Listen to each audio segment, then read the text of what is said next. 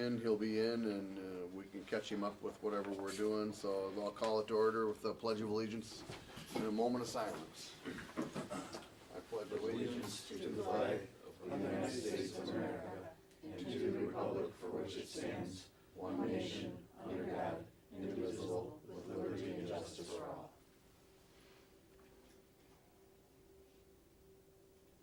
Thank you. And a roll call, please. Michael Baranowski. Here. Andrew Goulet. Here. Susan Trebilka. Here. Charles Dessatel. Not yet. Tim Midzikowski. Here. Beth Engel. Here. Sharon Stiltner. Here. Mr. President, we have a quorum. All right. Next is visitors and their requests. We don't have any. All right. Brian, you have a request there, Brian? I didn't fill out the blue line. Right. Then Mr. Ramsey, as he hates to be called. That is rich, yeah. It's your show. Okay. Well, welcome back. Hope you did your homework. Remember we had a little homework stuff we were gonna do. Nancy, thank you so much for getting all this stuff out, and I hope you've had a chance to review some of it. It kind of helps the meeting go along a little quicker. And let's review first our calendar. If you brought your folder, if you brought your 3-ring binder with you, by the way, reminder, everything is 3-hole punch. If you take a look at the calendar, let's review that just for a moment real quickly. Tonight is February 18th, it's 6 o'clock, and we are in a board workshop where we're going to review the staff community input survey stuff. We're gonna take a look at some interview questions, and I think you've had some of those that hopefully you have reviewed them, and if you have additions, you were invited, I think, to add questions. If you thought there were some areas that we didn't hit hard enough on and you wanted to hit harder on those, we'll deal with that.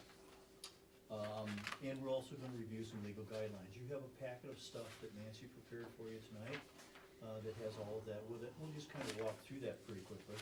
My goal tonight is 8 o'clock, we're gone. We'll see how we do. I have some info I want to share with you that you have in your packets. And the first one is called the Superintendent Candidate Profile. Remember, one of the things we're trying to do here is to establish the profile of the kind of candidate we're looking for. And when we talk about our posting, but more importantly, when we work on the questions for the interview, we want to be sure that the questions we are asking the candidates makes sense as it relates to the kind of profile of the candidate we're looking for. And as we reviewed all of the data that came to us through the presentations and from information garnered from you, these were some of the highlighted areas that you thought were extremely important for a successful candidate. They should have knowledge and experience in curriculum development and improving student achievement. They should be committed to a high degree of visibility in the schools and in the community. They should have a knowledge of school finance and a record of successful budget management. They should be honest, approachable, and open, welcoming input before making decisions, and displaying consistency, integrity, and courage in implementing those decisions. They should be knowledgeable of marketing and public relations strategies, and have successfully managed subordinate staff and implemented accountability systems. Have we kind of hit the areas that you think are the most important? And there are lots of areas to hit, but Right. if we've kind of hit the categories, and I want you to keep this in mind when we start looking at the questions, the interview questions, have we hit these areas? When we interview a candidate, are we asking questions that will give us the answer to these questions, these areas, okay? All right. Is that this a starting point from the questions that you've looked at already? Yes. Or is that just sort of a standard that you just bring to anything No, that you do? I've developed a set of questions that I've shared with you that kind of hit these areas. Okay. But if there are some questions that you think need to be asked that are not included in that group, or that you think ought to be phrased in a different way, or if you think I've just maybe missed the mark on a couple of these, don't be afraid to say, hey, I think we need a question because I don't think we are speaking enough to this issue. And we'll be happy to develop more questions for it. So that's kind of what it's about. All right? The next thing you have in your packet is the civil rights issues, the protected classes, the do's and the don'ts. Now, this may seem kind of goofy to you in lots of ways because it's so obvious in many ways, but MASB requires that we review this with boards so that everybody kind of understands what you can and cannot do. And my job is to make sure you don't do something you shouldn't be doing. So here are some things that you can and cannot do. There are lawful inquiries and there are unlawful inquiries. Under name, you can ask candidates their full name. You can also ask if they've ever worked for this company or this school system under a different name. Are there any additional information relative to a different name necessary to check your work record? You cannot ask them their original name of an applicant whose name has been changed by court order or otherwise, and you cannot ask an applicant their maiden name. Address or duration of residence, how long a resident of this city or state. You cannot ask anything related to their birthplace. You cannot ask questions about the birthplace of the applicant's parents, spouse, or other close relatives, or have a requirement that an applicant submit a birth certificate, naturalization, or baptismal record to you. Okay? You can ask about age, particularly if you want to know if they are 18 years old. And it's asked only for the purpose of determining whether an applicants are of legal age for employment. You cannot ask how old they are. You cannot ask what their birth date is. If they choose to put that on their resume, they did. But you cannot ask those questions. You cannot ask them any questions regarding their religious denomination, their affiliations, church, pastor, parishes, or religious holidays that they observe. You can, of course, not ask anything related to the color of their skin. You cannot require them to submit a photograph. When I sent my resume, I always put a photograph in there. I guess I thought it was such a handsome guy. I just wanted them to see it, but you cannot require that as a part of their application, that they submit to you a photograph. They can do that on their own if they choose to. You can't ask questions related to height or weight or marital status, except that you can ask a question about whether their spouse is employed by you. Okay? You cannot ask any questions related to gender. On the back page, We don't have to.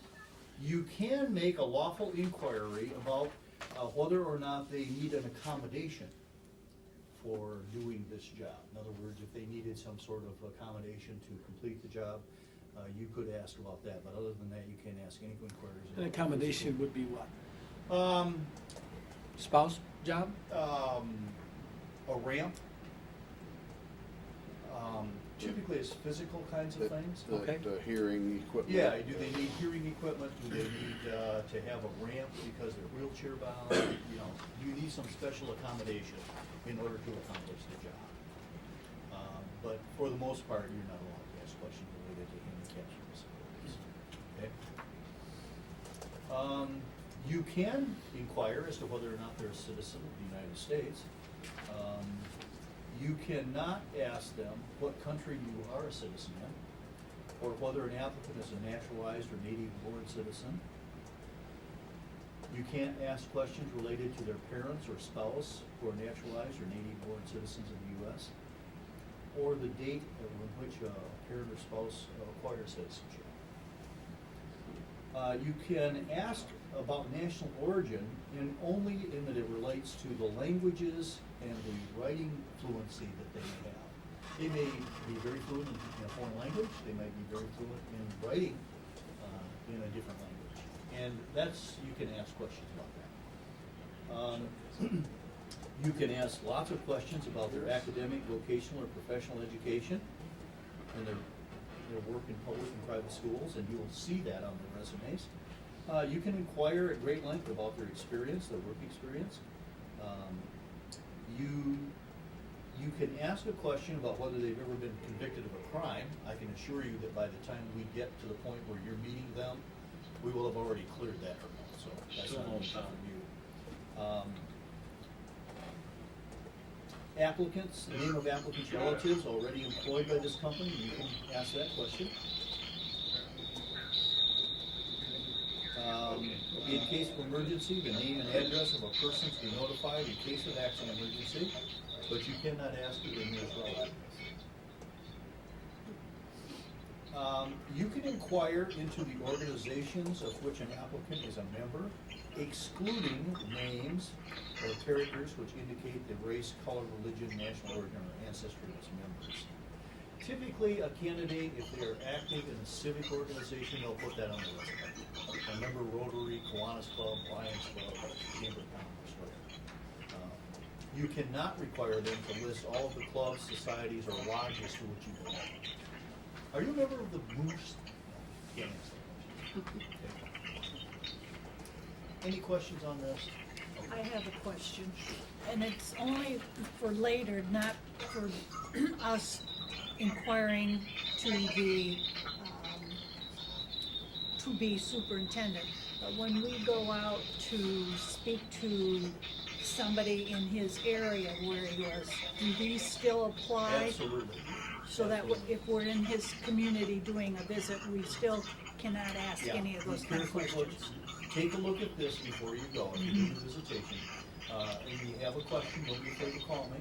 But yeah, this applies to not only your interview with them, but your contacts you may make in trying to vet out the candidate as it relates to their job performance district they're in. Be mindful. Good question, thank you for that. Okay? All right. Can you ask their intent on if they're going to move to the area? You can ask a question related to residency and their intents for residency. I want to remind you that residency is not a requirement for employment. And you want to be very careful that you wouldn't lay that out there as a reason for not employing someone. But you can, in the course of your conversations, yeah, we can talk to them about how important it is that they be a resident. In fact, we've alluded to that here. Their engagement in community activities, their participation in local civic organizations, that's all fair game. Just remember, you can't require them to live. Right. But isn't there some kind of a radius that's a Yeah, requirement? there is, and it's kind of moved around a little bit, but there is, if you have a board policy, and it's kind of important about your board policy, but if your board policy says that they must reside within 20 miles 25 of miles. the district, the nearest district boundary, Oh, and okay. I'll give you an example. I was doing a superintendent search at a district where one of the final candidates lived in another district, but felt that they were within the 20-mile border of the nearest border from their home, and it's about your home. It's not, you can live in a district that's right next to you and still be outside the 20 miles of the district Right. boundary. And this poor candidate was 27 miles out. And the board was left with a choice: change your policy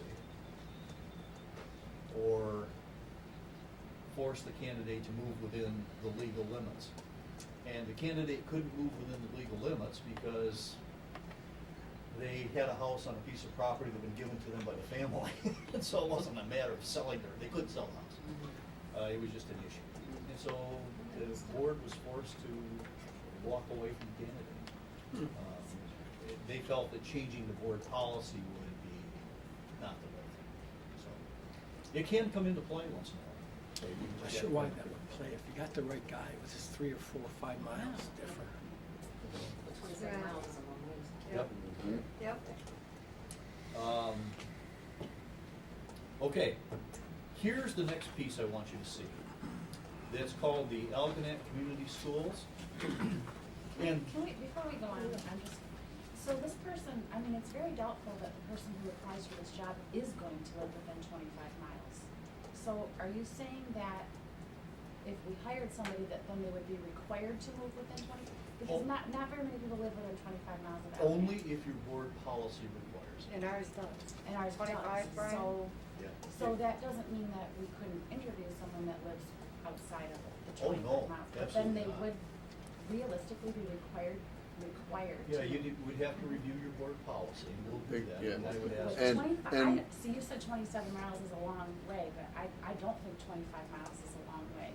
Well, and I if, mean, if we if, want to have a Here. big pool of candidates, 25 miles is pretty small. I mean, that's like Chesterfield or something. Well, remember, they have to live within, it depends on your board policy, but typically the board policy talks about within 20 or 25 miles of the nearest border of the district. Okay, And so they might live 30 miles from the school, right. but they're well within the 20 miles of Is of that the nearest boundary. most other boards have a policy similar? Yeah, typically there are a lot of things they have. So Rich, kind of back to Beth's question, that it's illegal to not hire them because of that, but it's okay to make it known that it's important to us that they be close. Right, you cannot force them to live Right. within the boundaries of the school district. Right. By board policy, you may have a policy that requires them to live within 25 miles Yeah. of the nearest district Okay. border line. So if you offered the job to someone and they agreed to that, then you would just have to give them a time frame. Yeah, you would typically establish with them, when you begin to negotiate their contract and talk about the terms and conditions of the employment, you would wanna let them know that, there's a timeline here. You're talking about selling a house, moving. Yeah. That's not easy. In fact, that's probably one of the things that has caused such a shortage in superintendents, is it's all about trying to sell your house and move, take the kids out of the district you're in, a lot of issues. But, Brian, could you look at the board policy and Yes. maybe you don't need to do it now, sometime in the next week or two, we'll take. a look It at says the somewhere, policy? it's Yeah. either 15 or 20 miles. Okay, I thought it was I'll 20. pull it, email it to you all tomorrow. yeah, that'd be great, thank you. Not a problem. I thought it was 20. Okay, did I answer your question? Yeah, it did, thanks, yeah. Okay, yeah. Let's take a look at the Algonac Community Schools. This is the posting as it is out there right now. You're seeking a superintendent to lead the district. It talks a little about the location of the district. The Board of Ed seeks a superintendent who has strong financial skills, able to wisely manage the district. The educational leader will be a team builder and will actively participate in other community organizations that are child-centered. The leader will conduct themselves in a friendly and candid manner and be held and hold others to the highest level of behavior. The board anticipates offering a multi-year contract with a compensation ranging between $135 and $145, depending on qualifications and experience. And for other information, you can contact me. The deadline is March the 6th, okay? Now, let's quickly look back at our calendar, so we've got that squared up, okay? We started this meeting looking at calendar, let's look at that one more time, be sure we're all set. Our calendar for tonight are those three things. Looking ahead, the March 6th is the deadline. This says at noon. I need to clarify with Kelly Jones. Our calendar said 4 o'clock. So I'll clarify with her that to be sure we're on the same page with that. The application deadline is March the 6th. On March 11th, I'm coming back for our next workshop, and we're going to complete our interview questions, and we're going to screen the applicants, okay? And you're going to reduce your field of applicants from whatever number that is. By the way, right now it's 10. I want you to know that. They're 10. Okay, good. You're going to reduce your candidates from whatever the original number is down to, we talked about 6. And on the 17th, we'll meet with 3 of them. On the 18th, we'll meet with 3 more. We'll reduce that field to 3, and then on March the 25th, we're going to bring those 3 back for the second round. Is 10 good to have at this time period? Yeah. Will there be a lot of late comers in? Yeah, typically, most applications will come sometime in the next week or 2. It's not unusual to get several applicants in the last week. I'm still predicting somewhere around the 20 mark. And you've been in doing this for a long time. Why would they wait? That's a question I can't answer for you. I think they try to think about, they call, I've gotten 3 phone calls in the last week, who are not on the list yet. And they're looking, they're asking questions. There will be some candidates, I think, who may make phone calls here, wanna talk to Brian, may wanna talk to Al. I've gotten 3 calls in the last week from folks who are interested in the position and asking questions about, the district and where it's at, and so I'm still predicting we'll be somewhere in that 20 neighborhood. Rich, have you looked at them at all? I have not. Okay, I have not. I know that the 3 that I've talked to are currently superintendents. okay. That was kind of where I was going Yeah, with that. see yep, what the they're 3 doing that now. have called me and had a conversation with me personally are currently working as superintendents. Rich, will the March 11th be the first opportunity that we have a chance to look at those applicants? or No, will we you're have going, it before that? thank you for asking, Mike. You're going to see all of the applicants, their name, their resume, their letter of application, all of the stuff on that candidate will be on a disc, and it will come to you shortly after the deadline on March the 6th. In fact, it'll be probably that same afternoon. We will free that up, and Kelly will get in contact with Nancy. She will forward all of that to you, so that on the 6th, on that afternoon, you'll have all of the stuff on all the candidates. And I'm gonna ask you to go through that. I mean, when we come in on the 11th, I want you to have reviewed those, know who it is we're talking about. When we get to candidate, and they'll be numbered. So we're gonna talk about candidate number 1, and you'll have all the stuff on them right in front of you. And you've had it now for 3 or 4 days. And so it won't take a lot of time reviewing the applicants. In fact, you'll probably have already made up your mind on a few of the candidates that you'd really like to see. You may have reduced the field to your top. And we, 6 or 8. as you mentioned before, when we receive these, this information, we're not supposed to share it with anybody, and when we're in our meeting on the 11th, we will refer to them by the numbers on the application and not by names. Absolutely. Right. And we'll be real careful, we'll review this next time we meet in our next workshop, but we're gonna be very careful about revealing information about where they're working, who they are, anything that we might say that might in any way compromise the confidentiality of their application. Now, once you've selected the 6 you want, well, that's candidate number 2, candidate number 6, candidate number 10, once you've selected the 6 that you want to interview, I will call them on your behalf, and I will invite them to an interview at a particular day and time, and they can either accept the invitation or turn it down. If they accept the invitation, then I will, at the end of, once I've got them all in the barn, I will call Nancy and I will tell her that we have all 6 applicants, here they are. They've all agreed, these are the times of their interviews and the date for their interview, and she will release that to you and to the press. And all the other candidates who weren't chosen remain confidential. Now, Rich, we had talked about the advantage of the day 2 people potentially having that script that we're following in terms of questions. The answer to that is there's not really anything that we can do about that, right? I mean, No, we're going to be pretty careful tonight about the questions that we're looking at. In fact, I'm gonna refer to questions by number, if you will. We'll be fairly cautious about that, because I just don't wanna see the questions get into the hands of the candidates. Right. And in spite of sometimes our very best intentions, if we release or we show those questions to somebody thinking, you know, gee, I can trust this guy, I'm telling you. What is that? You're 6 people away from knowing everybody in the world? You know how that goes. And it can just get away from you in a hurry. So the best protection is that those of us who have seen the questions and know what they are, just be sure we protect those. So that the candidate doesn't get an opportunity to see them in advance of. Rich, I just have one question. Sure. It says the board anticipates offering the multi-year contract with the base contract. How was that decided? That was decided through your information back to me. I had a sort of a little bit of a range. I had some folks who were looking at the 130 to 140 range. I had a couple people who were looking at the 140 to 150 range.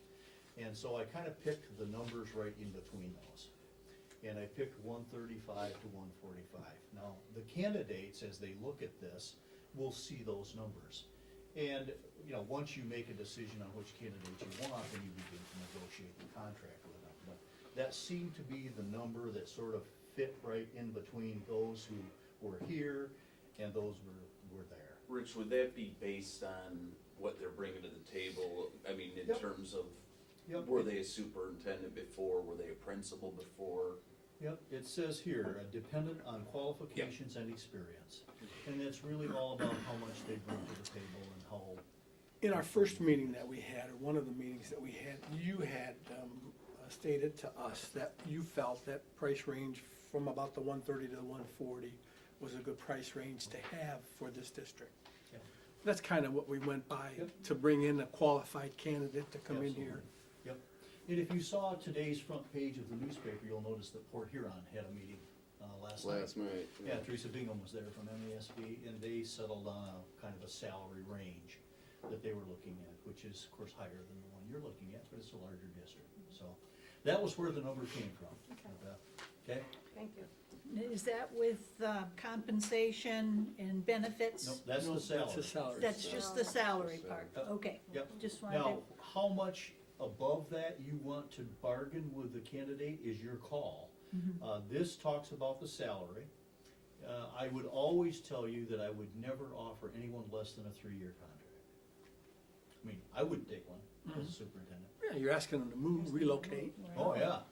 I mean, you're gonna offer them, at least if you take my recommendation, you'll offer them a 3-year rolling contract, so that every year they get evaluated, and if you still like them, you roll them back up to 3 years, so they'll always have a 3-year rolling contract. The first indication that you don't like your superintendent is when at the end of the first year, you say, well, we're not gonna extend your contract another year, we're just gonna leave it at 2. Well, That that's person's the- looking for a job. that's the first message that I need to get out there and start shopping around, because this isn't gonna work. So I always encourage a board to start with a 3-year contract, and then every year when you evaluate them, you get to make a decision about whether or not you wanna keep them on a 3-year contract, or whether you want to let it roll down to 2. Rich, would you say that's kind of right where the standard is right now, 3 years? Yeah, the most you can offer is 5. You can't legally offer more than a 5-year contract to anyone. And most districts are offering initially the 3-year agreement. And then at the end of the first year, you evaluate them, you talk about whether you wanna roll the contract for another year, you talk about salary and other things.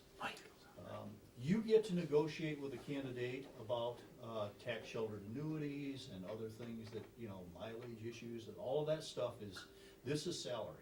And all those other things are up to you about whether or not you wanna offer those things to a candidate. Okay? So are you uncomfortable with? I was just curious, because Okay. yeah, I that's was, the first thing. Yep. so you got that from those forms that we filled That out you to filled give out. you input? Okay. Yep, I did. Okay, the last one here. The public also had forms to fill out like that, correct? Yeah, but they didn't They didn't speak have to that the part. salary. Yeah. No, that's strictly a board decision. Okay. The community had lots of other input options, but salary wasn't one of them. The last piece you have, I think, is a single, and I'm not even gonna read it because I don't want it to go public, but this is the situation, writing assignment that would come to the candidate in their very first round of interviews. If you wanna do it. If you don't wanna do it, that's okay too, but, we'll have a series of questions we're gonna ask the candidate. And then, once they leave here, Nancy and Al will coordinate a little way for them to get into a room by themselves, and they will be presented with this. And they will be asked to write this assignment. And then, before you actually make a decision about whether you want to invite them back for round 2, you will have seen the response that they wrote. And, I always tell the candidate when I'm meeting with them, you can write as many rough drafts as you want. The only thing I want is the final copy. And there's no time limit, you can take as long as you want. We're gonna have another candidate sitting in this chair in another hour, so don't go too long. But then I share with the Well, board. you'd have them do it right here in front of us. No, they'll do it in a separate room. You're Oh. gonna be interviewing the next candidate while Okay. they're doing the writing assignment, Oh, okay. okay? So the first candidate who was gonna be showing up here at 6 o'clock would show up early, get this, and then No. come in? No. They'll get that after the After. interview. Oh, We after would the do it interview. And they're after. sitting there while we're doing candidate 2. Oh, Yeah, okay. candidate 2 is here, and candidate 1 is doing the writing. Oh, Do you have other questions that you asked besides this one? I have not. This has been the one I have used the most often. I like that, that's good. It's a good That- one, that but is if good. that's the one you use most often, what's stopping someone to asking? I know who the candidates are, Okay. and I know whether they've ever seen the assignment or not. And if I have a candidate who has done this before, I'll switch up and do another one. Okay. Rich, you but- might have covered it. What do we, I mean, outside of the obvious, what are we looking to find out from this? Is this more of a, I mean, is it communication, is it writing skills, is it a little bit of everything, or? I All mean, of the above. Okay. It's about ability to communicate clearly in a written form. Spelling matters. And by the way, they won't be doing this on a computer with spell check. They'll be doing this in their own handwriting. And so it's about spelling and punctuation. It's about ability to put thoughts on paper and have them make sense. It's about their ability to communicate out there without embarrassment to themselves or to you as a board. It's about their writing skills and their ability to communicate both orally, you'll see that in the interview, but, you know, do they have written communication skills as well? So, yeah, kind of sort of all of Yeah, the above. I was just wondering, are we looking at the message that they're trying to, I mean, are we saying, you could tell this person has real, you know, compassion for the community and wants to make sure they You feel bet safe? that's a factor. Okay. Yep. And in fact, there are times when this writing assignment has really made a difference in a decision about who's coming back. Because the tone of this piece of written material came back and said, man, that wasn't the tone I wanted to see. So yeah, the tone does matter. Also, the ability for them to think rather quickly, because in an emergency, you've gotta get this information You bet. out, so. Yeah, oftentimes if you Things like have a that happen, situation, yeah. you're expected to deliver an email message broadcast across the district within a half an hour. You better, before the kids get off the bus, you better have something out there. So that's kind of what's about. So if you like it, we'll talk longer about this, but that's kind of what it looks like for that first round, okay? All right. I want to just quickly take you through the survey. You've had a chance to kind of, I think, see this and you know what's in it. Chuck, are you okay there, buddy? Can you hear me? Yeah. Yep. Okay, if we get to a point, can we ask for a, second written, sort of, question for them to do? Suppose we have two that we are really in love with, and, they're both about the same. Absolutely. We could organize another written assignment for them if that would be something you'd want to do to clarify it even further. Good question. Yeah, good question. No, Remember, we also talked about in the second round of interviews, we would probably start their interview by asking them to present to you a PowerPoint presentation of some kind, so you get a chance to see them on their feet, doing a presentation to you as a board, just as though they were the superintendent of the schools. So that, I think, is another dynamic that we'll talk about in the next time, but I like to do that in the second round because it just really gives you a chance. One, you've already met them, you've asked them a bunch of questions, obviously they've impressed you enough that they've invited them back. Now it's time to see how they can do with you in a real live setting, doing a presentation for you. Okay? All right, this next piece is about the community work that I did. As you recall, I came and I spent all day and some evening time meeting with staff members and meeting with community. In addition to the written one that I gave people, there was also a survey, a monkey survey that they could take. And a lot of this comes from folks who had a chance to respond to that as well. I won't spend a lot of time with it. You've had a chance to look it over. I wanted to highlight a couple things for you that I thought sort of made sense.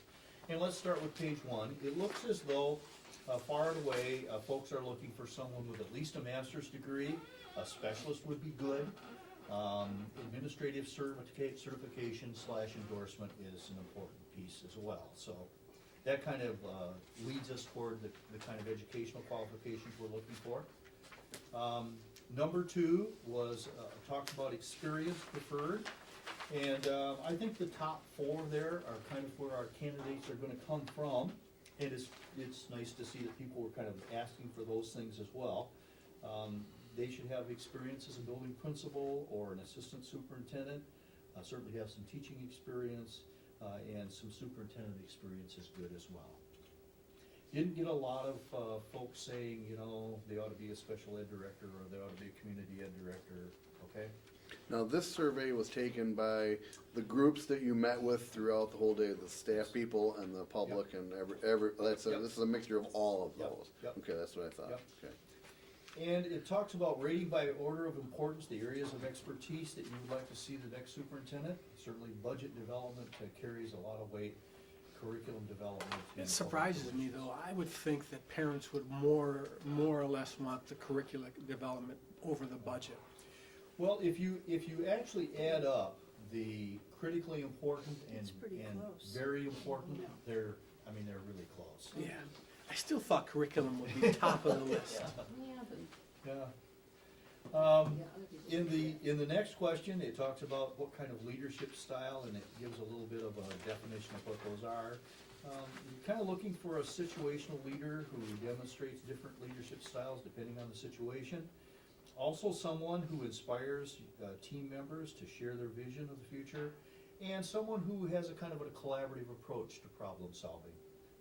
They lead by using consensus building and other group processes for that. Asked to rate the top 6 specialized skills needed.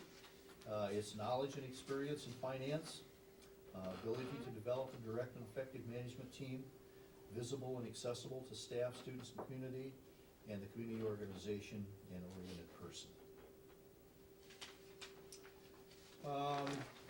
Under order of importance for personal characteristics, certainly honesty and ethics came up big, 100%. Problem solver, someone who's a good communicator. Even on the back page, there are 3 or 4 more that seem to, have 80% or so. Being resourceful and personable, a visionary, strong in human relations. They don't necessarily need them to be funny, see? Now, the next whole batch of things are responses that we got from people writing down. So what do you feel are the best qualities of the school? I will point out, I highlighted 3 or 4 of them. Number 3 seemed to pop up fairly often. Number 4, of course, was a strong one. Number 10, I heard a lot.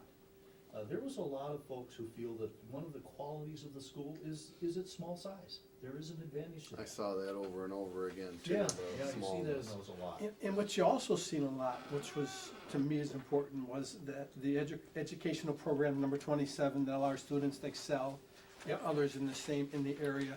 And then 34, also closeness of the community, Yep. available modern technology. Then you go to 45, dedication of the staff, impressed with the district's ability to stay cutting edge in academic and technology. There's a lot of that into these things. There is. Yep, you see that a lot in it. So I think those has to be some of the qualities, and we all agreed on that we're gonna hire somebody into it. But yet, I don't see that a lot in the questions that we had. And we can come up to that, I don't mean to jump ahead, but the questions that you had, the list of questions, don't have a lot of those questions into, what have you done the last 12 months to IB program like Brian has, or have you implemented anything into your program or your classroom that puts somebody ahead of something else? In those questions that you gave us, I don't think there's one in there that asked that question. Okay, well, let's talk about that when we get to that piece, so we get those in there. And that's good, Jim.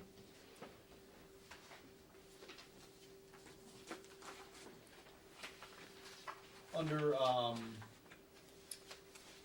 question 8, looking for public education, what issues will the Algonac community schools face that could impact the programs of children? A lot of stuff about budget and school funding and declining enrollment. I mean, those seem to be the ones that sort of jumped out at us. Number 1, number 3, number 6 all speak to that. Number 16 speaks to that. It's kind of one of those where, it's the economy. And in this case, it's kind of that same answer. It's about budget. It's about money. I mean, that's the greatest threat that you face as a school. And I'm so- sure over the last several interviews you've had with districts that these are basically some of the same answers. They are. And so we wanna be able to present some questions that focus in on their ability to make decisions regarding to budget, the successes that they've had in budget decisions, how do you go about making decisions, when budget reductions are required, what processes do you use to do those kinds of things? Because clearly funding in schools is, I think one of the questions I asked spoke about the crisis in funding in schools, and, you know, one of the answers I got one time was, you mean there's a crisis in funding? He was being a wise guy about it. And this sort of, I mean, it's an important piece. Okay, what sort of school operations, question 9, should be examined by that new superintendent? This was sort of the one where I asked the question, if you could control the superintendent's calendar for the first 90 days, what sort of things would you like to direct them to be paying attention to? And the responses came back. There were several here that were, there were some here that were like number 4. Number 13 seemed to crop up, and that was related to budget and how you make budget decisions.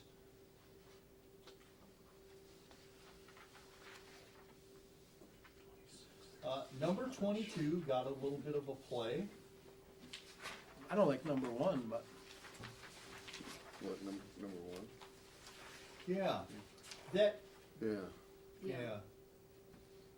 but it's only one response. I Yeah, didn't see I that didn't throughout hear the a rest lot. of the No, I was things. kind of trying to point out some ones to you that seem to have at least more than one opinion. Right. There are some in here that are just, when you ask that question, you need to be prepared to hear good and bad, and you need to be prepared to know that everybody has a chance to say something. And if it appears consistently and becomes a kind of a theme, then maybe you got something. If it's just one person's, idea of how things are going, you got one person's idea. Right. And that's okay. You need to hear that. How much you value that is, certainly your decision. You know your district better than I do. And so I just point those out to you, and, I think you need to take some time. One of the things that I would probably do, if I were you, when you've hired the new superintendent, don't be afraid to share this. And let them, make some conclusions or do some work on their own. When I took the superintendency at Gull Lake, it was kind of interesting because my first week on the job, one of the board members came in. And he's a great board member, and he just had a list of stuff, and he said, Rich, do what you want with it, you're the superintendent, but these are some areas that I think maybe you ought to just look at and think about. And I really appreciated that, because it gave me a reason then to get out there and meet with some people and talk about some stuff and find out whether or not those concerns were really, had validity. And when we interviewed you and Mr. Edwards to do this service for us, I know I spoke about it, and I know others did as well. The fact that whoever the superintendent is going to be, if they're given this information, I mean, to be as a building block to start from, rather than rely on what they read in the papers or hear on the streets or whatever. I mean, this is a wonderful resource for somebody coming into doing this, and which is why we decided to spend the money and do this, so that this information, that was, for me, this was the biggest piece of it, was this information for that person. Yep. Here you go, this is what's going on, Yeah, and these are some things that were said in the course of our development of the profile. Yep. These were some things that were on the minds of folks, and some of them are repeated, others are just some isolated one, but yeah, you're right on point, Andy. I think this is a good thing to share with them. Okay? The next piece are things that came from paper surveys, and they're sort of reflect the same sort of stuff we saw in the first one. Where you see the little marks on the side, there's frequency, if you will. Those are based on the frequency of how often that kind of topic sort of came up. And of course, it goes back again, what do you think are the best qualities of the school, and the frequency of the top 7 or 8 kind of give you some idea of how often those comments appeared. And a lot of this small, close-knit was in these as well. Yep. Yeah. And in number 2, the areas of the school district operations that you feel need to be examined by the new superintendent, you can see the frequency with which that was repeated. Certainly areas of budget, finances, Question number 3 talks about looking at public education over the next 5 years. What issues your district face that could impact the programs? Again, it sort of reflects the same things you saw in this one, if you will. And there's certain frequency within some of those.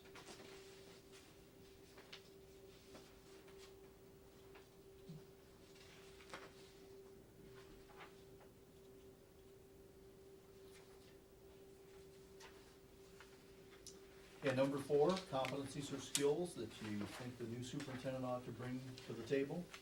It was really about transparency and communications and technology, knowledge, community relations, financial budgeting skills, honesty, openness, experience at all levels, clear communicator. Okay?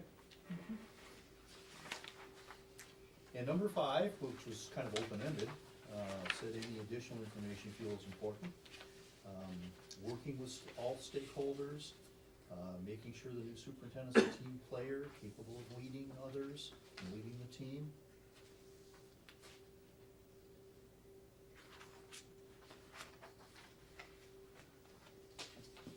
Instructional leadership does pop up. I mean, although Tim is right, it finished second in a couple of things, it's still always there. And so it's that ability to monitor curriculum and be a good instructional leader. Okay? So, we peruse those, and I think Andy's point is exactly right. There's a time and a place where you'll want to maybe share this. Sit down as a committee of people, or however you want to do it, and share with the new superintendent those things that came out when the community and the staff were given an opportunity to tell you about what's on their mind. And, you know, some of it I'm sure is, you know, some of it has consistency throughout, and is a kind of a common theme. Other things are just comments that an individual or two may have made. But either way, the important point of it was that you're right. It's all about gathering that data and being able to share that with the new person who come on board. Okay? I think it's good information. I was a little surprised with the number. I thought 84 was a little number based on Yeah, all well, the, I have to tell you that I was a little surprised at the low turnout at the meetings. I really expected the meetings to be, the administrators piece, they were all there, and it was great. The actual custodians and maintenance folks, that was a nice group there as well. The teaching staff was a little thin at the meetings. But it may have been that they wanted to use the survey electronically as opposed to coming to the meetings. But yeah, the staff meetings were a little small, and I was a little surprised by that. I thought there might be a larger turnout from staff, but in the end, I think the staff may have used the opportunity to do it electronically rather than come to the meeting. I know that it was a day where there was some testing going on, there were some other issues that I think were out there, but, I'm curious, and it doesn't really matter, but how many staff did come? you know, I wrote it down, I'm not sure I have it with me. You know, Brian? There were about. I know we had, I think, 5 or something at the secondary level, and that was middle school, high school combined. And how many staffs are in the middle school, high school total? Probably 40-ish. Yeah. Or 50.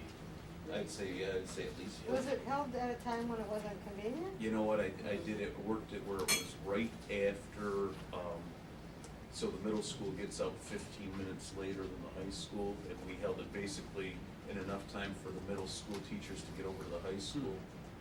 So this is a meeting that affects their next boss.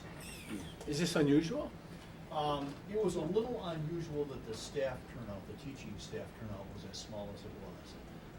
I was real pleased with the turnout from the administrators, I was pleased with the turnout from the central office staff, they were all there. The custodial maintenance groups were there. The staff turnout was disappointing. So that is disappointing to me, and I don't want to dwell on it, but why do you think, Brian? Not that you would have the answer, but. Shot in the dark, day after a bunch of snow days, catching up. And that could be completely wrong, but it's definitely a factor. I'm disappointed too. Yeah, it's right in that area too. That's still very disappointing. It really is. Well, my motto has always been, you were provided an ample opportunity to express how you felt. Was there a good turnout from the community? No, No. not as large About as I maybe think folks 15, might be. 16? Yeah, it wasn't very large. And Rotary, we had. Rotary 10, was, 12, 10, 12, Yeah. probably, yeah. And from the community, you had a large portion that normally will attend the meetings and then some extras, but you've seen the faces around before. Okay. Now, a lower turnout in the community meetings is not unusual. Mhm. A low turnout from faculty staff is kind of unusual. Except that I will say this in their defense. If they took the opportunity to do it via the electronic, that's a good thing. And I don't know how many did that. I could probably go back and find that out. But the actual face-to-face turnout in meetings was pretty high. But, as I said before, you know, we can offer the opportunity for that. And, you know, I guess I've always said that if you didn't take advantage of the opportunity that was presented to you, I don't want to hear about it later. You know, were you there or not? And if you were there, that's great. I think we've gotten your comments baked into the presentation. If you weren't there because there was something more important to do than this, then hey, it's okay too, but I don't want to hear about it later. Can you surmise that they could possibly think we would do something in the best interests of the community, that they didn't have to make a, Quit Little sugarcoating showing. it, Sharon. pardon? Quit sugarcoating it. Exactly. They didn't come. They didn't come. It's their It's next boss that disappointing. we're gonna hire. I It's know, their next boss. I understand that, but I think because this is the fourth time I've done this, it just seems to me, in the past, people seem to think we were going to hire someone in their best interests, and that they didn't have to make a showing to make sure we were gonna do it right and had them in mind. So, I mean, it's just a perspective that I had from the past, but I know times have changed, so. I do think many people trust. They trust the schools, and they Right. trust the administrators, and they trust the board.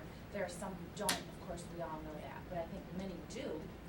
See, Many people that's trust that what I'm we thinking. will be So I can diligent see and that make with a the good public, decision. but I Right, can't no. see that with our own Oh, teachers.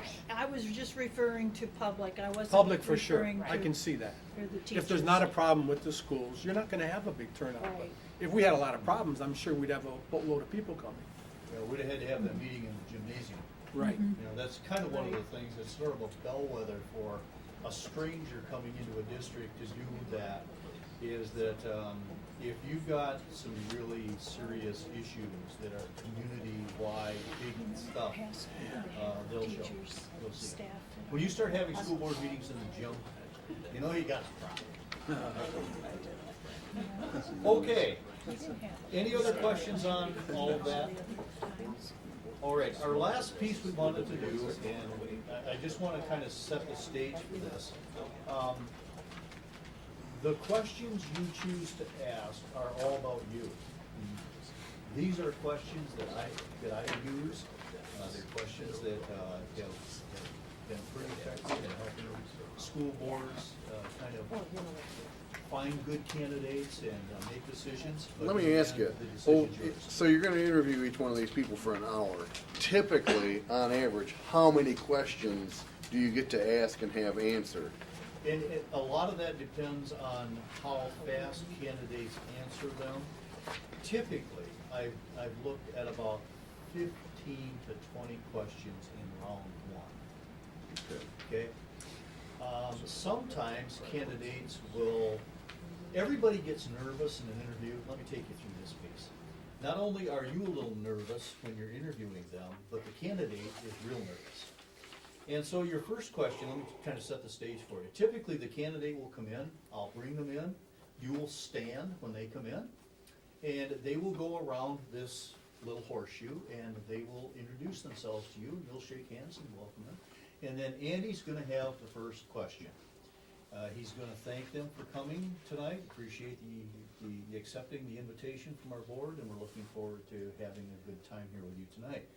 My first question is, can you give us an idea of why you applied for this position?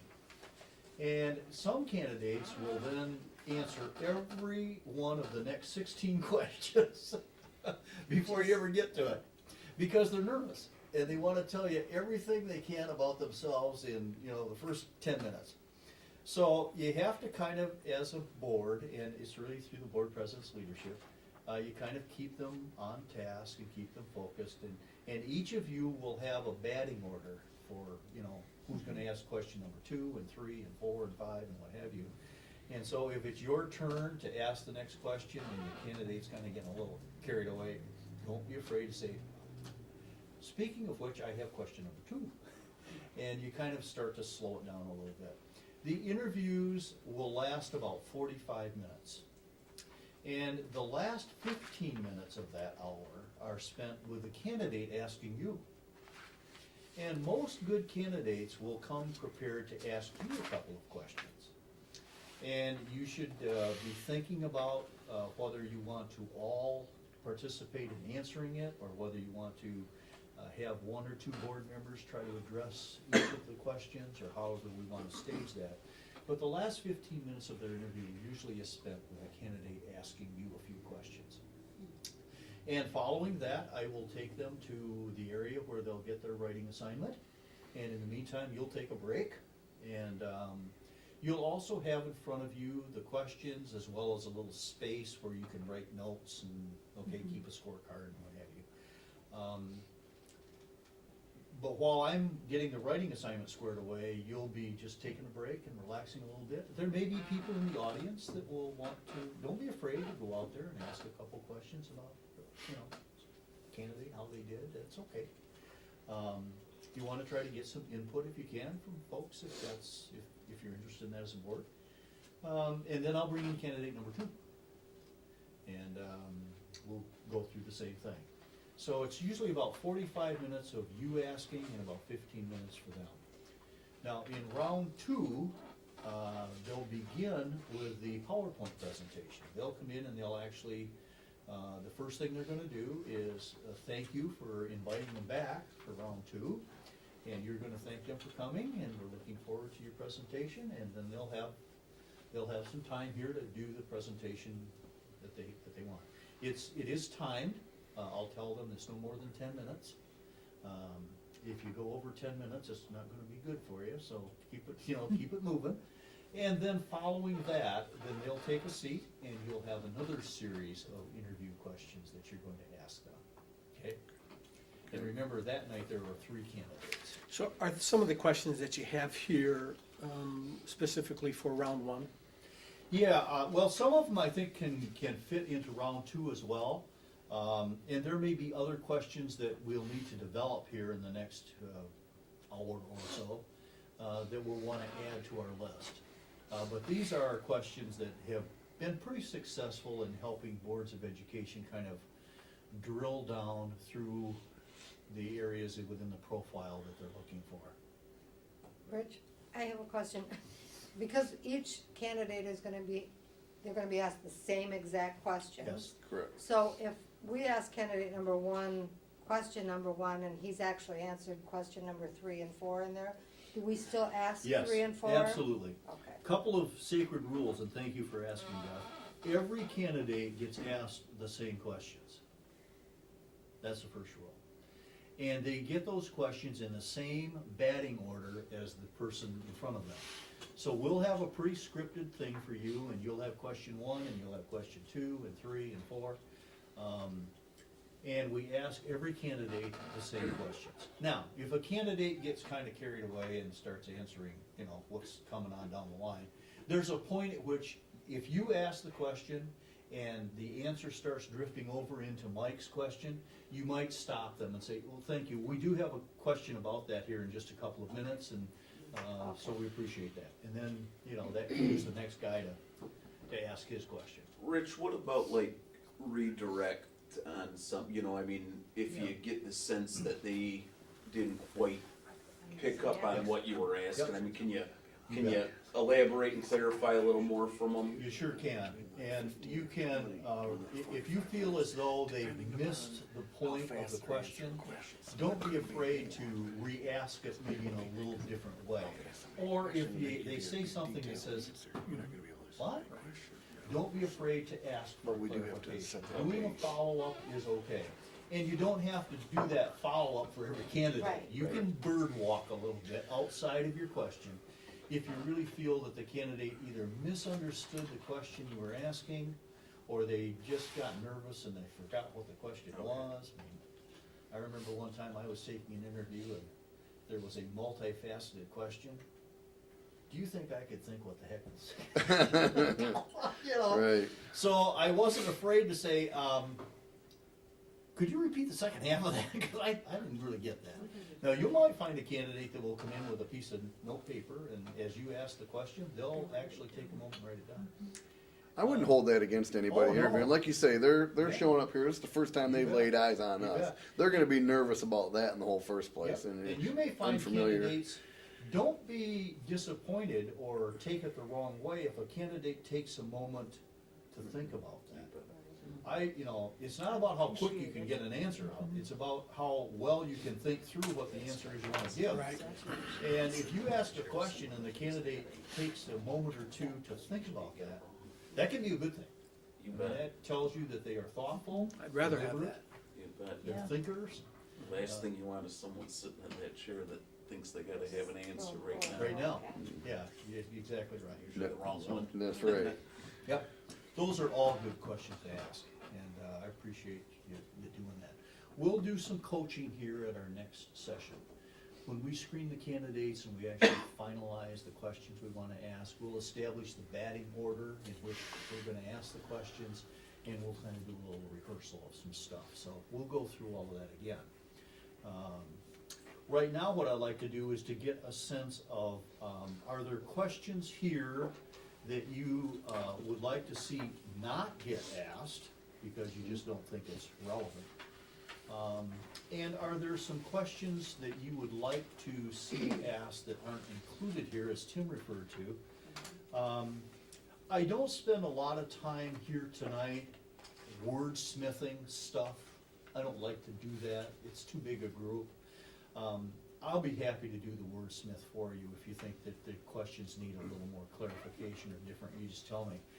And if there are some questions that aren't being asked that you want asked, I'm happy to either have you help me draft that up here tonight if you want, or you can just say to me, look, Rich, I think we need a couple more questions in this area, and I'll draft those for you. Well, like I have a perfect example, number 28. Yeah, Okay. I was just. I would like, because so many of the survey questions touched on Yeah. the theme of number 28, Yep. that question should probably perhaps be expanded a little bit, do you think? I mean, Okay. and That's when you definitely want in the top 15. yes. I mean, move it out of 28. So I 'cause mean, we that, never but get that question, like we were saying before, there's so many themes in all of the rest of this that touch on that those things could be worked Okay. into that. Okay. That would be, I think, advantageous to. And you'd like to see that in the first round?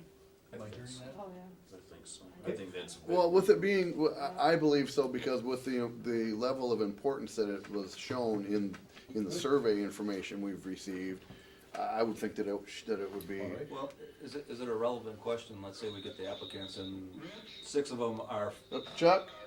I've got a question. Oh, yeah. When we talk about 28, we all seem to think Algonac is a smaller school district. And I guess if you weighted it against all the districts in the state, we'd see it wasn't so small. It would be perhaps in the mean or maybe slightly above the mean. And depending on what candidate is if they're gonna come from a smaller district or a large district, maybe we should just be saying, the district the size of ours, and which they'll already know. Okay. Or if it addressed the part about the close knitness, small the feeling of there's a feeling that's emitted in those responses about that. So that's. yeah, my response was very similar to what Chuck had to say. It's just like the candidates in front of us may already be from a district like ours. Sure. So we're gonna be asking them a question that, It might not be relevant. right, exactly. Okay. I'll work on that one, okay? Are there questions in here you would prefer not to have on the list? Personally, I didn't see any that struck out to be like that. I mean, there are certainly levels that you would put them out to them, but Sure. I didn't see any that would be not on the list. Okay. It's my personal opinion.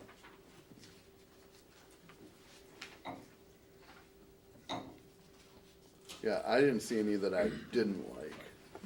Rich, can I ask you a question? Sure. I know I'm not a board member, but I was just thinking, like, after this meeting in the next week, you're all gonna be thinking about it, and what would it be appropriate for, like, say, for Tim thought of a question, can you email it to you? You betcha. And say, well, what about this Thank you. question, Rich? Absolutely. Because like, Absolutely. right now, you know, it's probably not all Yep. coming together. Yeah, if you see something that, you know, strikes you, don't be afraid to email me. This is a living kind of document for a while. This doesn't get locked up until we meet next time. And what I'll try to do is if there are some questions in here that you want, you insist, feel strongly need to be in the first round, let's do that, okay? I'll probably do 15 to 20 in the first round and 10 or so in the second, because you're losing time with your candidate through the PowerPoint. And, you know, so, I mean, you're gonna lose 10 or 15 minutes of time with them just in that. So you wanna make sure that your round two questions are maybe a little more challenging, a little more probing. Some of these questions are sort of superficial, if you will. Others ask for examples or just descriptions, or, you know, tell us, you know, this, that, or the other thing. And so they probe a little deeper. And I always like to put in 3 or 4 probing questions in the first round, Sure. because I think it helps you then get a better sense of, you know, do we want to see them again? Right. And then I try to load up the second round even with a few more of the probing questions, because now you're getting down to some decisions that you need to make, so. Do you ever include scenario questions? Give me an example. Just, you know, kind of like what you had in the written portion. So you'd say, you know, say you were on the job one day and such a thing happened, how might you react? Or how would you communicate that to the community or something like that?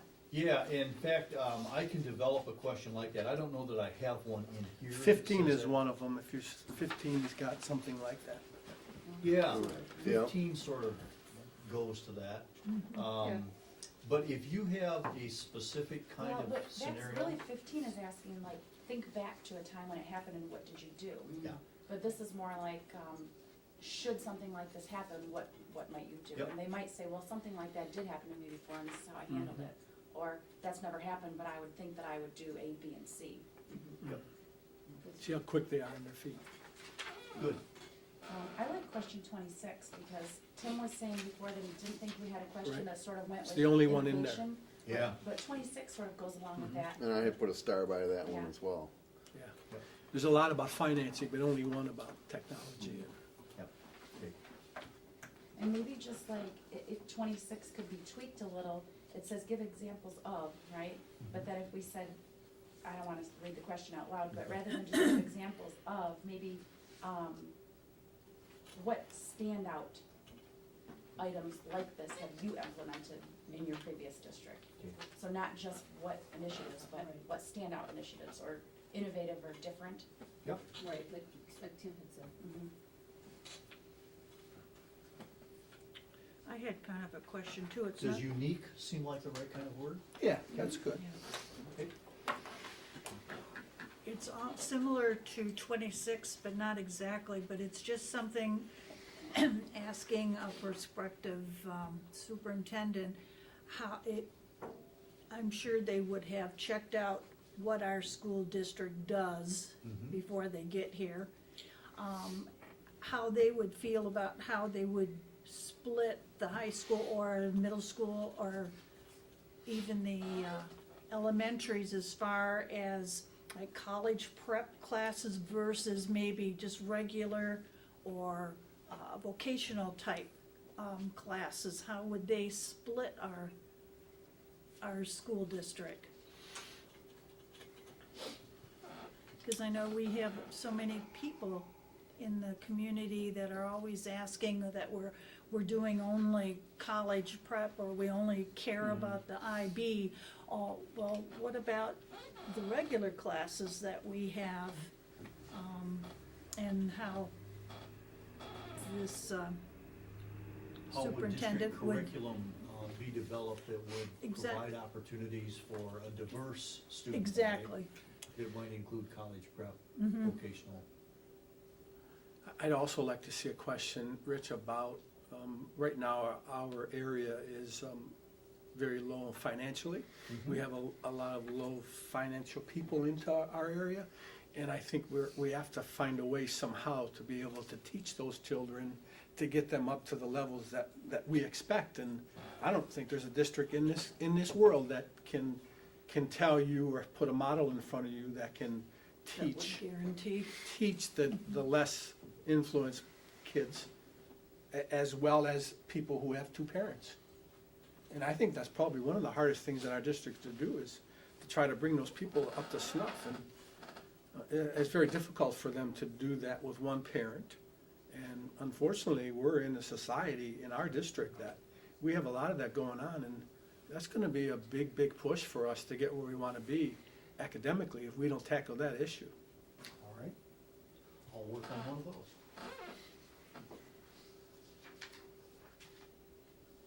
I had a question on number 7. We recently addressed that here at the board meeting and established some guidelines around that. Okay. So we have in our minds what we think is adequate. Are we trying to ascertain whether or not the candidate feels we're in the same ballpark? Yeah. As this candidate? Yeah. And then it's kind of implying that we're in a favorable position with the parentheses, where we're kind of the opposite. So, I think what we're trying to do is the question is about, does the candidate bring the same kind of value and the same sort of ideas about what is appropriate and what's not, what's enough and what isn't?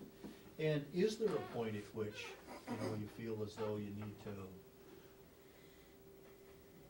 we've done enough and we want to do some more? And is there a tipping point that the candidate thinks you ought to get to where you might want to make that decision? It's about judgment and whether or not they bring to the table the same kinds of philosophies about that as you have. If we interview a lot of high school principals or principals from the school, how much knowledge are they gonna have on fund balance that they can answer this question the right way? They should have enough working knowledge. If they've been prepping for the superintendency, they've been through enough coursework and they've spent enough time working with superintendents that they've been working with, who are mentoring them, that they should have a working knowledge of that stuff. So this kind of question wouldn't surprise No, somebody. No, that should not be a question that sends a high school principal running off into the wilderness wondering, gee, I don't know the answer to that. That's a good question, Tim. And I think as I go up and down this list, I think it's important going into this too, that you realize the answers that you get from building principals and someone that's sat in that chair already are gonna be, there's gonna be some differences there, and I think there's parts of it, like Rich said, you can learn a whole bunch probably at superintendent school on, what you're supposed to do and what it's supposed to look like, but I think, the answers will look a lot different from people that have probably done it. Yeah, so I asked, would Abe know how to answer this question? Is he prepared to? Right. And you would say, he might know the textbook answer, right, Rich? I mean, Yeah. But maybe not, how do you apply it to real, no, it's not to say that person can't do it, it's just one of those ones where you gotta probably be aware that some of the answers we're gonna get are gonna be, Right. based on that. Can we or should we ask a candidate why they are leaving their present position? Sure you can. Or Also, what do they know about Algonac and Yep. our district? Yep. I was wondering if, and to piggyback on what Sharon's saying, if the question could be, you know, why are you applying for this job and what do you know about us? Kind of all at the same time. Would that be an appropriate way to put that, do you Sure it think? would, and that would be the first question you're gonna ask. As the board president, you're going to welcome them, thank them Thank for you. coming. And the lead-off question is, can you know, we really appreciate your application. Can you share with us what it is that prompted you to apply for our superintendency? Right, And what do you know about our district? right. Right. Okay? Well, at least you'd know if they did their Absolutely. homework for sure. wouldn't you? Absolutely. Yep. So you're gonna be asking that question, Andy. Okay, That'll be the lead-off question. okay. You're not gonna ask it though, why did you apply for the job? No, why, well, yeah, what do you know about us and what made you wanna be, here? What made you come here, you know? Yeah, leave your And- present position Yeah. for this. Right, so, apply. that's cool. Okay? Mhm. So is question number one a first round question or a second round question? I think it could probably just about fit in either way. Yeah, let me share with you a couple of things that, if I were you, I'd look at these as possible first-round questions. Number one is a pretty good first rounder.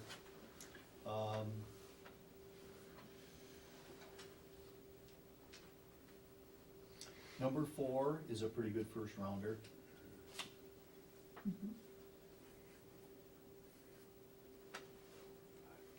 Number six is a sort of a deeper question and belongs in first round, that would be a good one.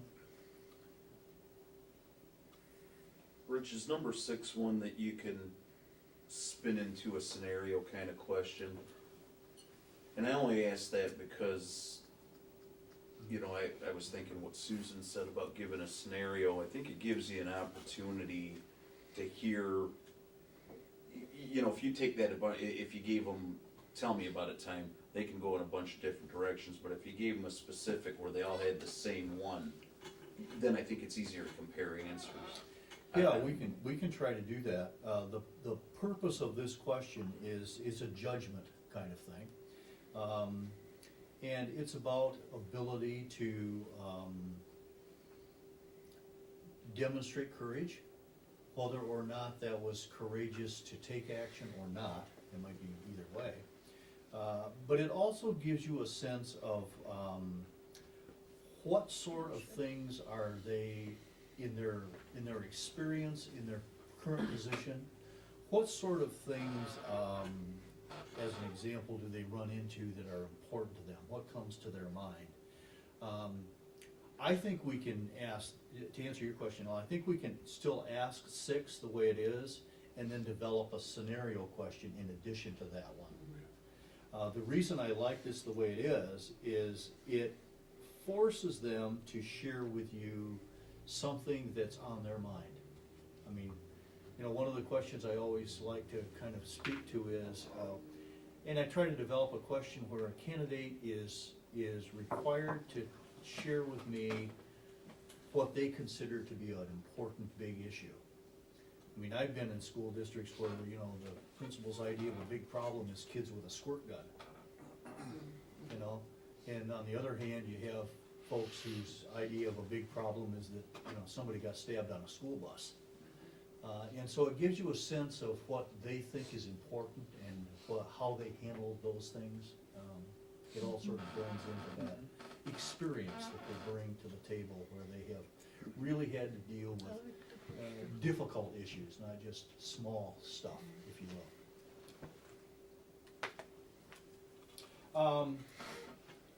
I think somewhere along the line, we need to get something in here as it relates to finance in round 1. And that could be a question like number 7. It could be like number 11. It could even be like a 13.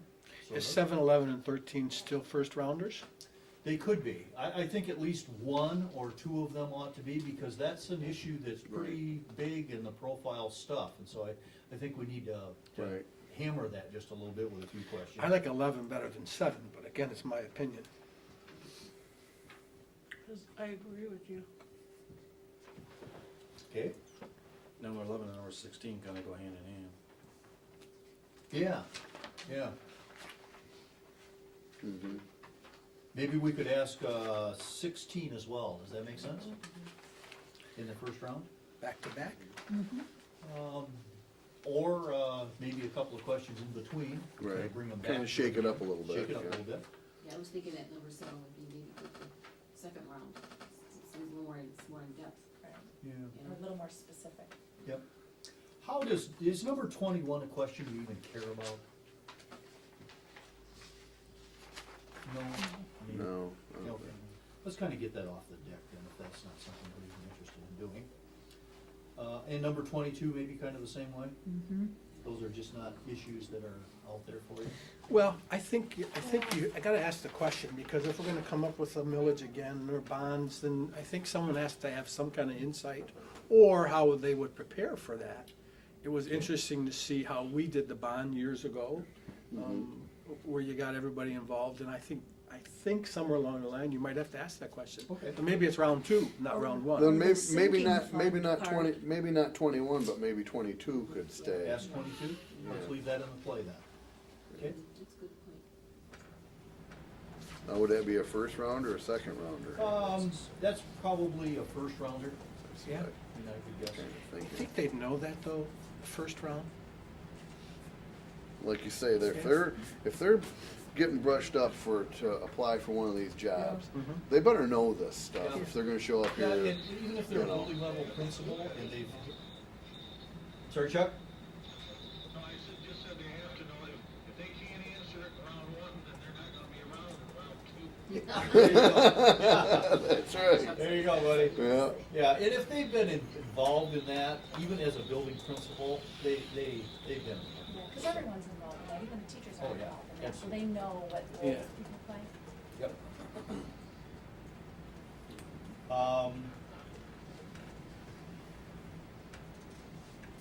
What about 27? Yeah,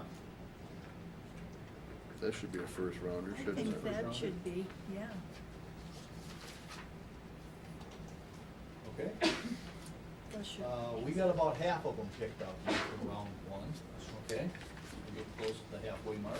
Is 28 around 1? I put it down as round 1. Mhm. Yep. I put it down as a 1 or a 2, so, I mean, but yeah, 1's fine. 29 seems rather. I think we'll try to get the scenario question into round 1, the one that Susan was talking about, does that make sense?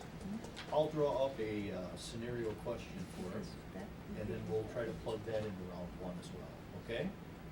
What about 29, like Sharon just asked, if that should be a, Wouldn't that be kind of Sure. a big Yep. question that we would wanna get out there? Which one? 29. Page 3. Now, remember, what you're trying to do is ask the questions that will help you decide whether or not you want to bring them back, Right. okay? You're trying to get a sense of whether or not they qualify to make it into the top 3. 24? Yeah.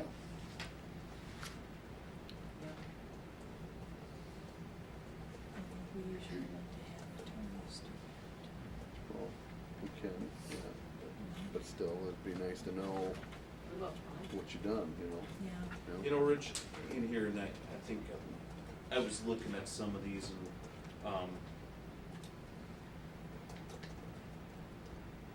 no, I lost my question here. While you're working on that, Al, let me point you to question 17 as a Mhm. first round kind of thing. Yeah, that's, That makes that's, sense? yep. Yeah. 25 was the one, Rich. You know, in all these questions, we've got a guy that's gonna come and be the superintendent of schools, and we haven't asked anything about students, and you know, Yeah. I think that's, Good point. I think that's big. First rounder, right? Yep. There was a, how about 25, is that what you said? Yeah. Yeah, I Yeah. liked that one too. Yeah. All right, 1, 2, 3, 4, 5, 6, 7, 8, 9, 10, 11, 12. Okay, we've got 12 first rounders at this point, 13. Do we have 13? Actually Okay, 14, well. because you're gonna put One, scenario two, question three, in there. 4, 5, 12, 6, counting your first one. 7, 8, 9, 10, 11, 12, 13. I still got 13. I have 14. Okay, number one, One? Maybe- number four, Yep. number six, Yep. 7 was the first or second, Oh, yeah, there we go, okay. 7. I didn't number hear that. 11, Yep, then Susan's scenario question, yep, then we had 16, yep. 17, Were we gonna do 7, 11, and 16? And what I about thought we were talking 13? about saving 7, one of them. 11, and 15. I wrote down I 13 think it because, seems like 7 and 16 probably could be combined somehow, maybe. I didn't put 13 Because down. 11's asking for resolutions, and 7 and 16 are kinda, well, 11's kinda asking for you to solve the problem. So 11 on or off? Well, if you leave it on, you got 14, which means you still have room for maybe a couple more. Okay, Okay. six. Are you So I counting the stopped at first question? 22, Of Plus the Andy's? added Yep. first one, Andy's got. 24, 24, 25, yep, 27, yep, 28, yep, and 29. you got it. That's the 14. Did you count Andy's first 3, question? 4, 5, 6, Yeah, the ones you were making 7, up. 8, Yeah. 9, 10, 11, 12. I What only about have, Andy's What about- first I only have question on 13. number one Oh, question? that would be 15, yes. So we're getting close to our mark. Did we include 17? Yes. We did. yeah. Yes. Then, yeah, we've got a couple of them. Okay, so we got the first question from Andy, Mhm. followed by 14 more. Let's pause for just a second and see if we're comfortable with that roster of 14 questions, okay? Have we hit enough of our profile targets? Like what was on the first page? Yeah, have we hit those enough that we feel like we're gonna have a pretty good idea of whether we want to invite them back? That's probably the point, we wanna try to drive home here. Rich, which one of those do you think addresses the honest, approachable, I mean, I know we got the one about introducing to the community and stuff. Yep. Do we got enough on that one? Well, I think number 1, number 17 would help us, right? Yeah, 1 and 17 did that. I guess I was looking at it as more covering this one, Beth, but, Oh, right. you know, I think from question 1 and question 17, and the way they present themselves to you, I think you'll get a sense of whether or not they bring to the table that issue of approachability, openness.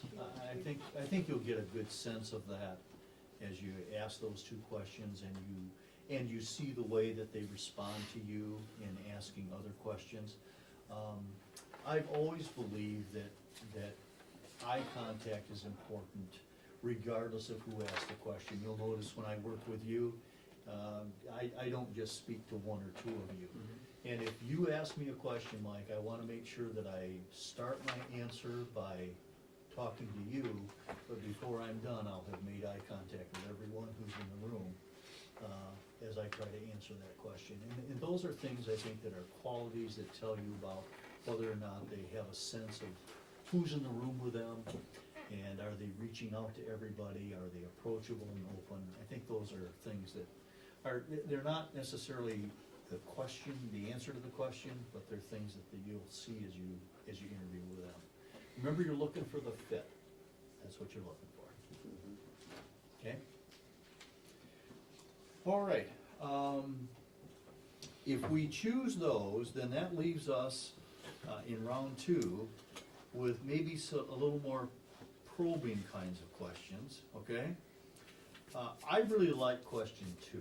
I was just looking at I that. think that goes right to the heart of how they make decisions, Yeah, how they handle the people they're working with on the team.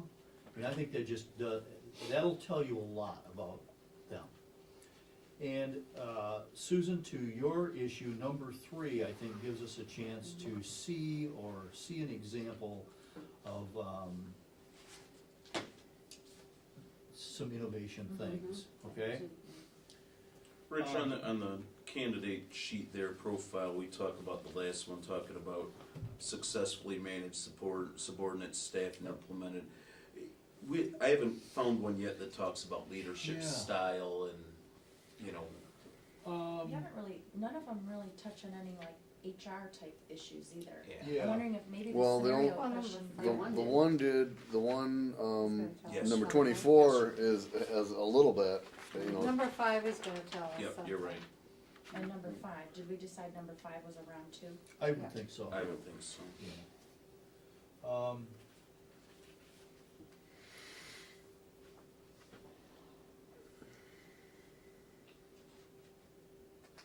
Number 8.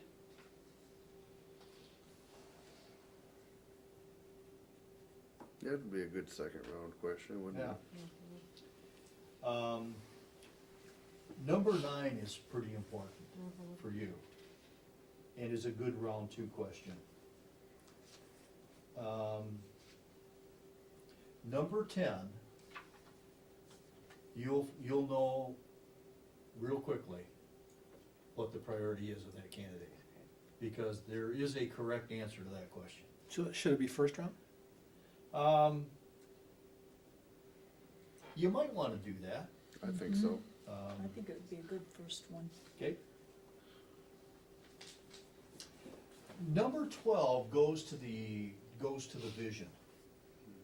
That would be good. You know, what do they see that looking like?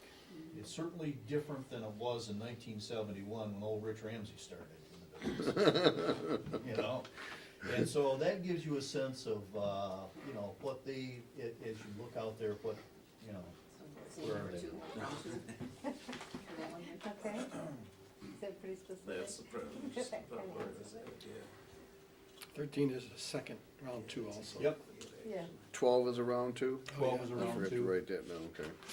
and 14 answers Al's. Yeah, Beth pointed it out to me, I think I missed Yeah, that one. Oh, that's the round 2 you were talking about, Al. Yes, sir.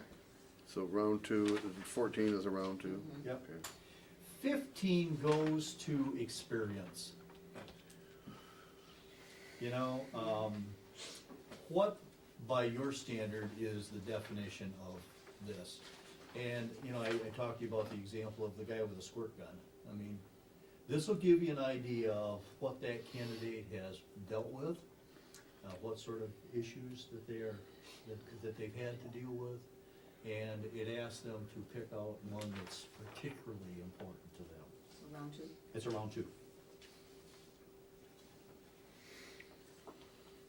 I like the 18. Number 18 might be a round 1, as I think about it. Yeah. I had that marked.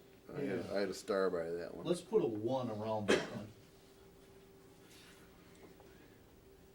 Is 19 important to you as a board? Not really. I don't think so. Well, 19 I and 20 think are it's similar, important. Yeah. so maybe not both. Okay, I think 20 is better. 20's better, yeah. okay, let's put number 20 as a round 2, and let's just cross out 19. Wasn't Geyser someone who actually went out with and talked to the business partners in the communities? I mean, and, Mike did that. so don't you think that's important to us to have someone like that? Oh, but that's That's the question. Yeah. the question. So maybe do like 19 better than 20, because it addresses both. Well, yeah, it The does grants address are both of different. them. All right, So- so maybe we want to keep 19 then, Keep 19 and ditch 20. okay, as a round 2er. Is that right? Rich, I think Could we combine and? well, I think too, are we talking about, you know, the level of grant, are we talking about competitive grants, or are we talking about state and federal grants? Yeah. I mean, cause it's a big difference. Yeah. You know, if you're out, Yeah, you know, if you're out for a competitive Right. grant, then you're out selling and chasing and that kind of stuff. If you're looking at federal grants, right. you know. So I it's think the basically selling an and hour. chasing, because didn't we get the track paid for by some community Yeah. funds that we had and things? Downtown That development. without that kind of stuff, it would come out of our own coffer. So that comes in with 19, you're saying? I think so. I think you gotta have a little bit of it. Yeah. So we're keeping 19, and are we ditching 20 or not? So, Mike, you're in Or finance. is there What a do you think? combination? Or can 19 and 20 be combined into one question, Rich? Sure, yeah. That's what I'm We can thinking. combine those two into a single question, Okay, that answers that then. okay? Like that. Like that? Yep. All right, let's do that. Chuck, what do you think? Just let me get hooked up here again.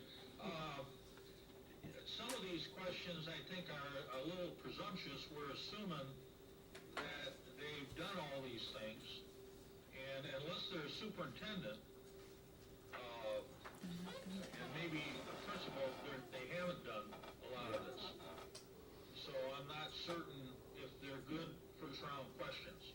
I would think they'd be more second-round questions. Right, that's what we're working on, is second now.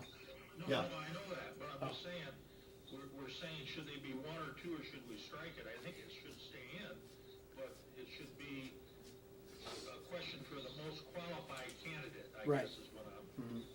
I'm saying, our second round. You could always say too, instead of give us examples of, give us examples of, or ideas of how you might Right, 'cause not everybody's done everything. do these partnerships or grants or whatever. Okay, Because even if they haven't done it, maybe they have some ideas or some thoughts about how they might establish good. those partnerships. yeah. Okay. Is 23 an issue for you? I don't think it is. I'd like to hear the answer. You'd like to know I'd like to know the answer. what they think about that? You're always in competitive edge anyways. I mean, they can come here, they can go there, Anchor Bay and stuff, so I think it has to be in there. Okay, It's in there, it's just that, you know, our county's pretty, the rules that we follow in our county in terms of, we're not gonna come knock on your door, don't, you know, stay away from ours, and we've had the superintendents have had an agreement for quite some time that we weren't gonna pursue each other's kids, and, you know, so I mean, it is pertinent, it's just one that they would have to probably know a little background or. sure. Well, and they might bring to you an answer that reflects some experience that they've had Right. in that area. 26, I think we were using words like outstanding and unique, or slash unique. Is that around to her?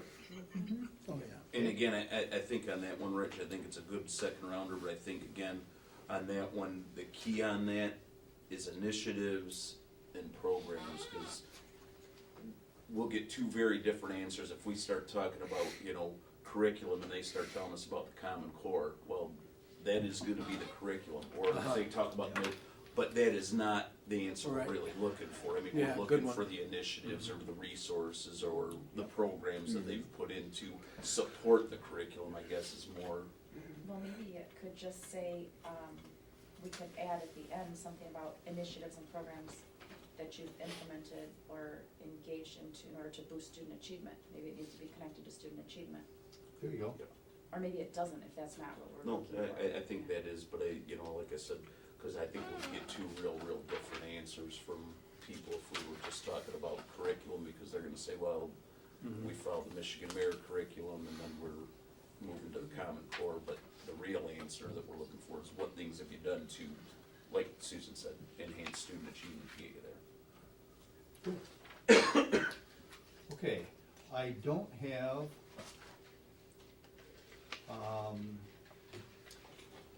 in here the question that you were talking about, Sharon. And I need to develop that question, okay, is that a round tour? I would say it would be. Okay. And then the other one I don't have in here is, your, the socioeconomic thing. And I'll work on a question for that, and we'll try to get that into round 2. That make sense? Yes. Okay, So we have 1, 2, 3, 4, 5, 6, 7, 8, 9, 10, 11, 12, 13, 14, in round 2. So now do we do a matter of importance to our round one and round two in case we don't get do we put 5 of the last questions in round 1 in case someone doesn't answer all 15 of them? So we do what's important for the first 10, and then we have 11, 12, 13, 14, 15? Because if they go over a time limit, you're not gonna get to the last 5. Or, Well, you're or talking about do this we first pace person them? then, Or do because we? we have to ask each person the same So, questions. and So so, if the and, first person answers all of them, then every one of them have to Is answer there- all is of there- them. No, I understand that part, but we still have to, we're talking We about don't know those 15 guidelines, questions. but Yeah. actually, What if we only have 10 that we get answered? Oh, you will, So- we'll do better than that. Okay. Because if they start Yeah, that's talking it. too much, you can just Yeah. say, Yeah. we're Okay. trying to Right. stick to a You're time going frame, to we're going to control keep the moving." pace Right, of right. You what just they're have to- interviewing. we'll have to, it'll be up to us to pace it, like Rich was saying before. Yep. If he's answering her question and starts getting into to your question, which is the next one, whoever is the next question is, Yep. then that person can, hey, well, just a minute, and move on, keep them moving. So do we that way. put these in a matter of importance then? No, I would just keep them random. Okay. They're all important. If there were 5 And, minutes, you'll make 9 decisions questions based in on how 45 they answered minutes. those questions. You also have a clock on the wall, which is pretty cool, and Andy, you'll wanna be the clock watcher. Right. And when we get to kind of the halfway mark, you'll know how you're pacing. Just kind of keep track of it. And if you feel like you're falling behind and you need to move a little quicker, that's okay. We've set aside an hour. Right. Now, that may be 55 minutes of you and 5 minutes of them. I said it's kind of 45 of you and 15 of them, but I don't know they've ever had a candidate ask questions that took 15 minutes for board. So you kind of have this hour framework, and if you go over that for 5 minutes or so, your candidate's over in the green room, staying loose, and you'll be okay. What you don't wanna do is be a spot where, one candidate is running, 45 minutes too long, and we won't let you do that. No. So I think, you'll be okay. We'll pace it right. We got don't about invite 'em 14 back. questions in the first round, and we've got about 14 in the second round. And remember, we've got that PowerPoint presentation we're gonna do, if you want to do that. We'll do that PowerPoint presentation in the second round as well, so. Round 2, I think, they won't have an opportunity in round 2 to ask you questions. They had that chance in round 1. By the time we get to round 2, it's really all about you probing them and making up your mind about them. They've had their opportunity to ask you some questions, and I will tell you that some of your decision-making will be based maybe a little bit on what kind of questions they ask you. There are some particularly good questions that a candidate could ask you. Give us an example. One of the things that I would want to have a candidate ask you is, can you, and I would address it specifically to a board member. I might not pick on Andy, I might pick on you. And I would say, so could you share with me the top 3 or 4 priorities that you have for your new superintendent? What kinds of qualities do you think are most important for that superintendent to bring to the table? Now, remember, they haven't seen the profile a whole lot. And they've seen the questions, they've been asked the questions. But they might specifically ask you exactly, what sort of things are you looking for in your new superintendent that are particularly important to you? And do you think that those are reflective of the rest of the board? That's an example of a question that I think a candidate might ask you. They might ask you a question about budget and finance. Can you share with me the last round of budget cuts that you made and what it was that you decided to reduce from the budget? And how did you happen to choose those? What they'll bring to you to the table, I think, are, if they're sharp, they'll bring to you questions that, the kinds of things you're asking them, they might ask you back.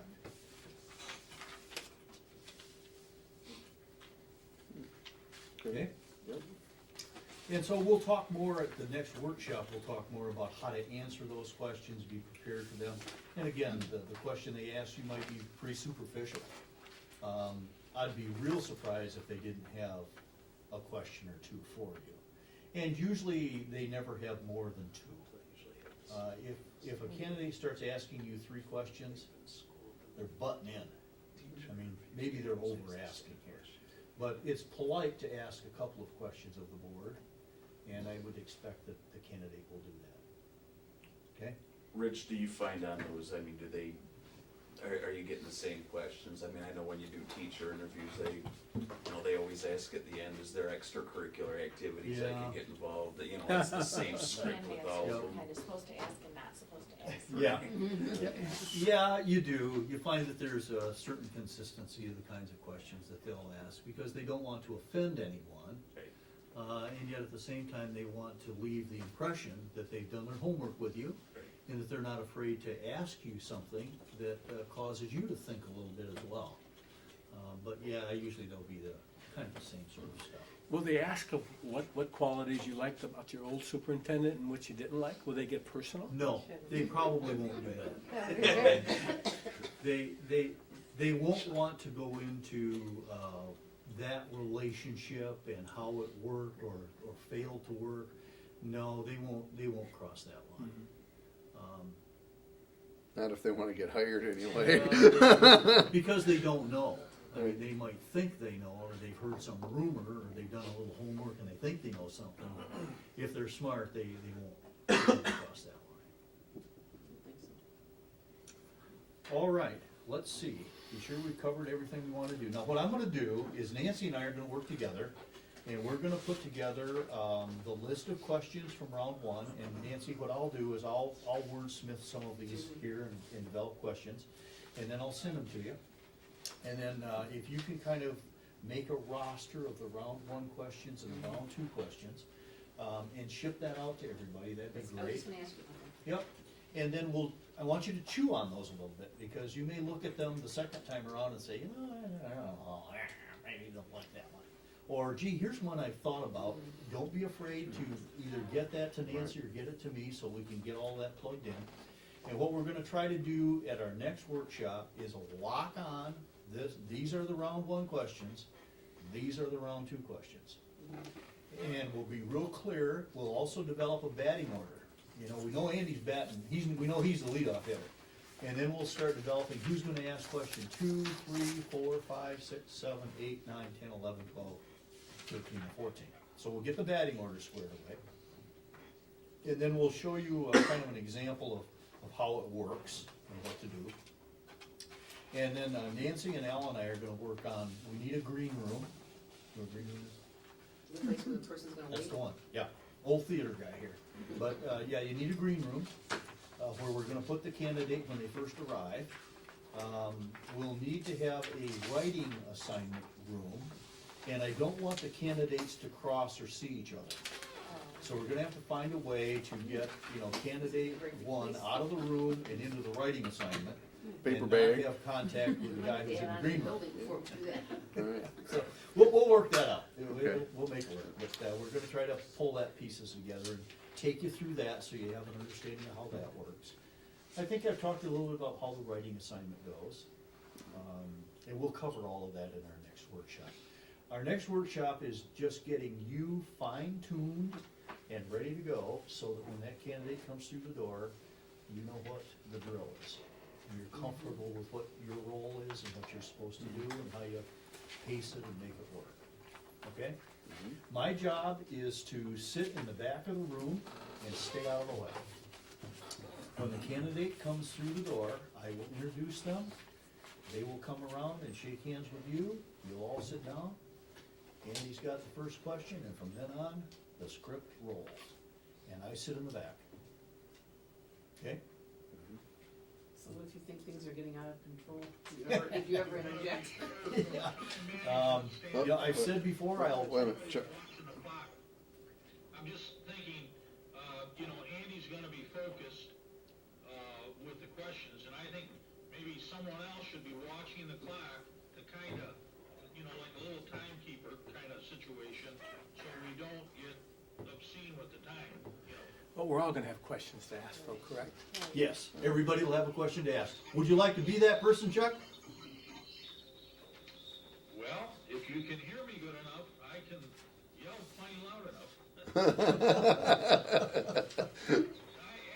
was thinking Nancy, 'cause she's perfect at that. Keep an eye on the clock. Saying she's a clock watcher?